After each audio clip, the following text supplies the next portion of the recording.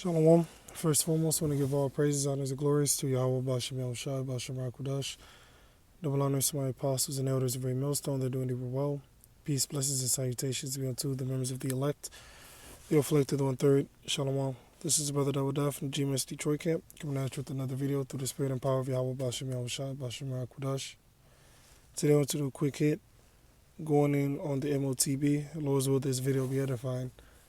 Now, the Apostle did a video, alright, entitled When This Happens. Basically, the camps will get shooken up. And what was he referring to? He was referring to when the MOTB is put into play, when it's made mandatory, alright, when this thing is pushed worldwide. Alright? So that's what the Heavenly Father is going to cause to happen. He's going to shake them up and test their faith to see whether or not they're going to abide true to the right teachings or whether or not they're going to fold under pressure and take that C hit, which is the MOTB.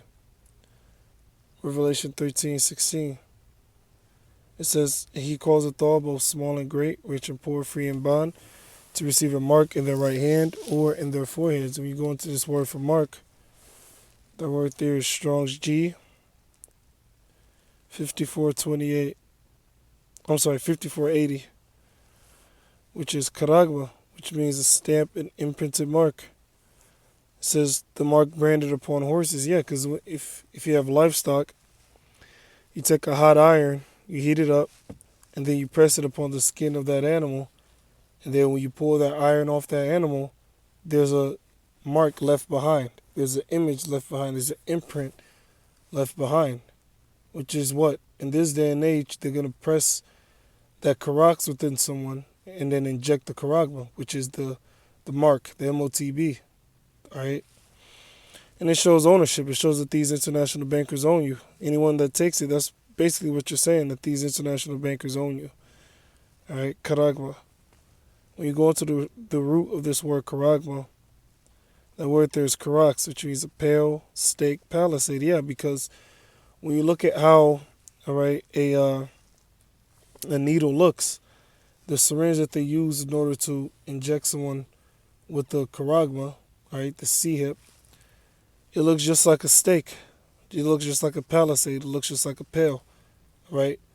It's sharpened at one point and is used to pierce through something. It's like a stake. If you know anything about camping, you use the stake in order to hold the tent down, so that when the wind blows, it won't just fly away, all right?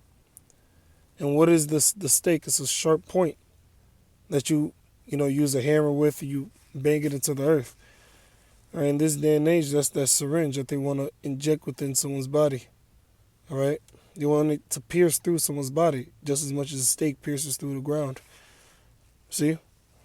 So pale, stake, palisade. That's why it says that. Now, when you go into the root of the word karax, that word there is grapho, to write, which means to write with reference to the form of letters. Yeah, because it's going to contain information, like your financial information, which will allow you to buy and sell. See, because everything, they have a saying, everything's coming down to the wire. This is what all road leads to. All the roads leads to this MOTB being made mandatory. Even to the point where, verse 17, and that no man might buy or sell. So it's going to reach the point where you can't buy or sell unless you have this device. Save he that hath the mark or the name of the beast or the number of his name. So if you don't have that device, then guess what?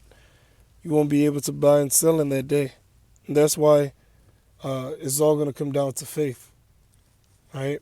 Faith is going to have to be the only way out, because Yahweh Bashem Yahushua is going to provide for his elect, pursuant to what's that? 1 Kings 17. You see, the 1 Kings or 2 Kings 17. But the Heavenly Father fed Elijah the prophet by way of ravens, and he could do the same thing in this day and age.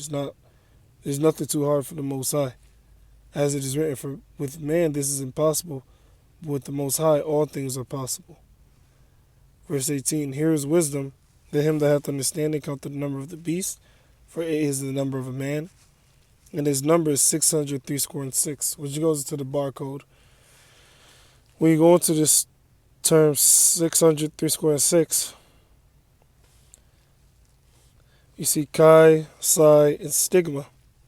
All right, those are the characters in the Greek: chi, psi, stigma. Now, that word there for stigma is the same word that is used when the Apostle Paul said this right here.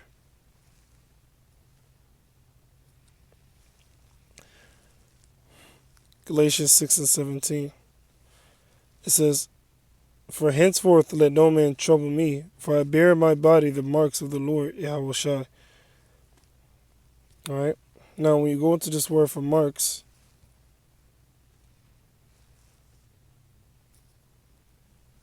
all right, read it again. "From henceforth let no man trouble me, for I bear in my body the marks of the Lord Yahushua." The word there for marks,